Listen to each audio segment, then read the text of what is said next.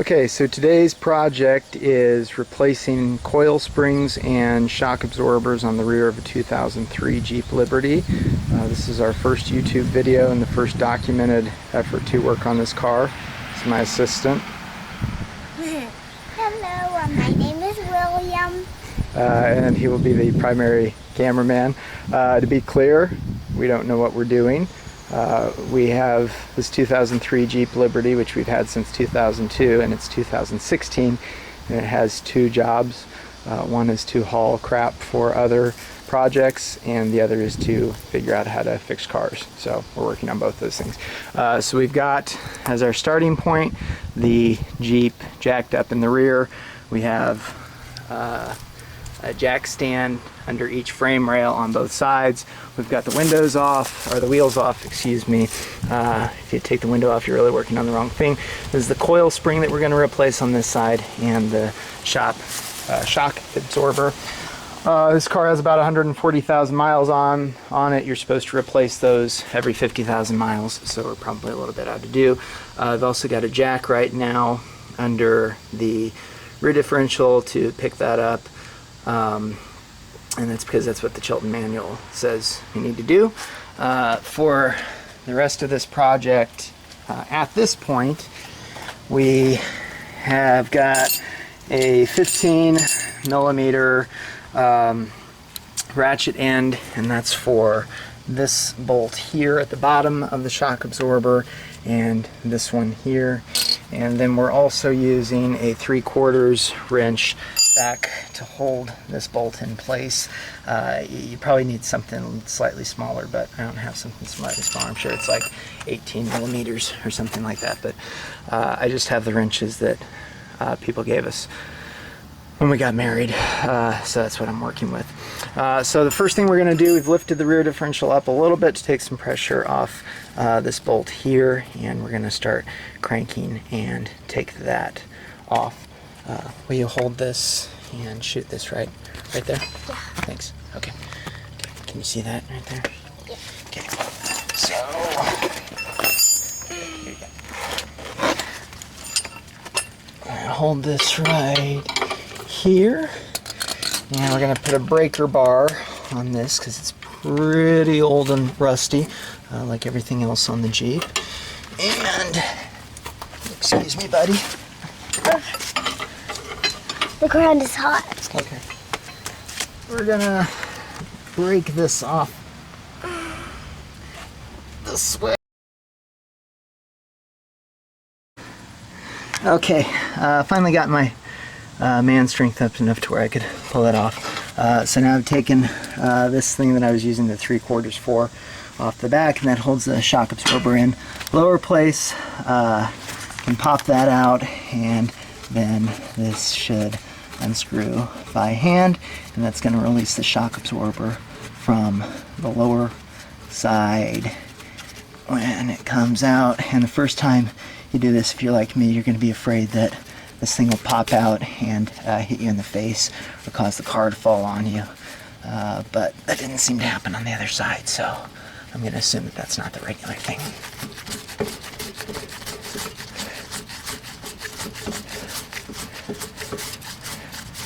There you go.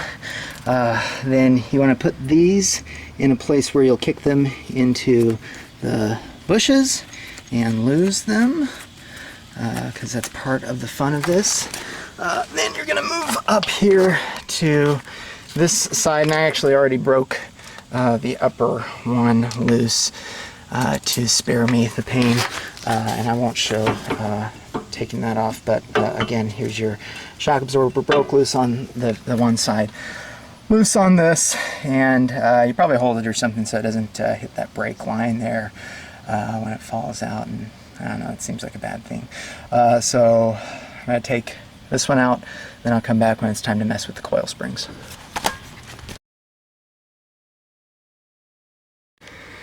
When you look up coil springs on YouTube, you'll see all these videos about using coil spring compressors, and I did rent some of these at AutoZone, and I guess I get my money back when I take those back. And coil springs are apparently the most dangerous thing you can possibly work on because they'll snap and explode and kill you. And all the videos will tell you not to use a air tool on that, and they all do, and they're being risky. But here's the thing. So the Chilton manual says just to lower this axle here. So I let go of the rear differential. And on the driver's side, at least, I was able to just work the coil spring out. It breaks it off enough, and actually it's going to work just fine here because it's actually already fallen away up top. And so I just have to work it around. So it seems a lot less lethal than the other way, and yeah, it's just a matter of kind of twerking it around. Oh, so yeah, I lost my videographer. But there's the coil spring. It's on the ground, and once you have two hands free, it's pretty easy to pull it off. So it's going to lead to rubber pieces behind. I think these are probably the coil spring isolators.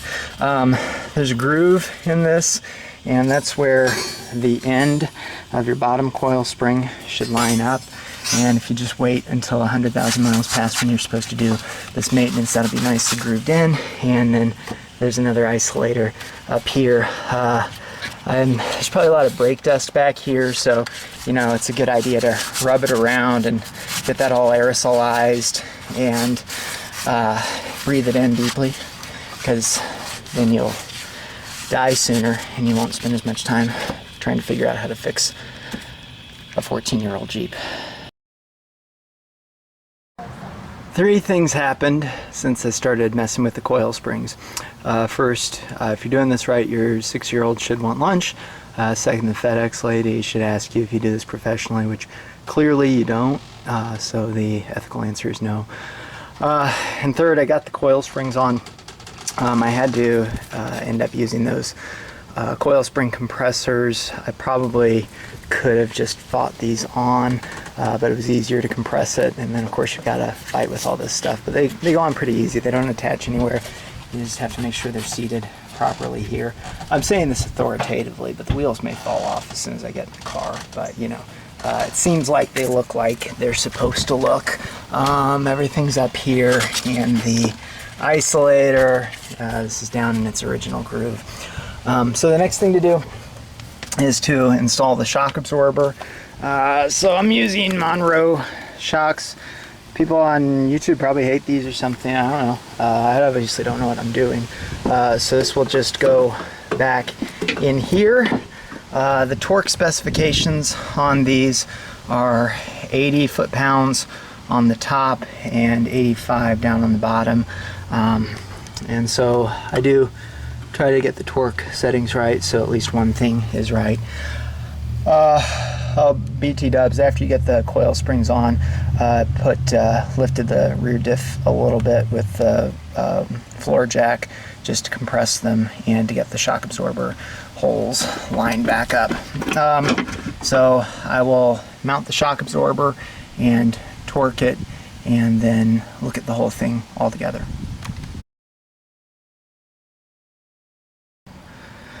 After a lot of grunting and sweating, I think I've got everything back here put back the way it's supposed to be. So the coil springs are in place.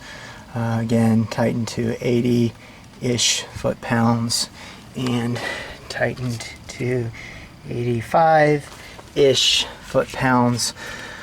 So nice things about doing this yourself. Again, you can get hired by FedEx.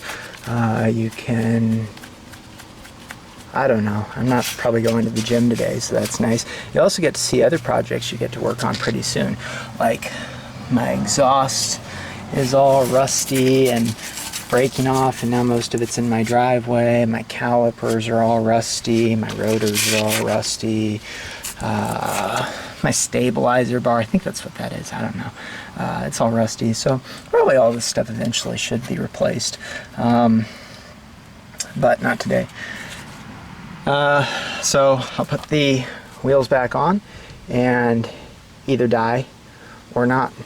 Unfortunately, my next project is the front shocks, which look like they're way worse than these were.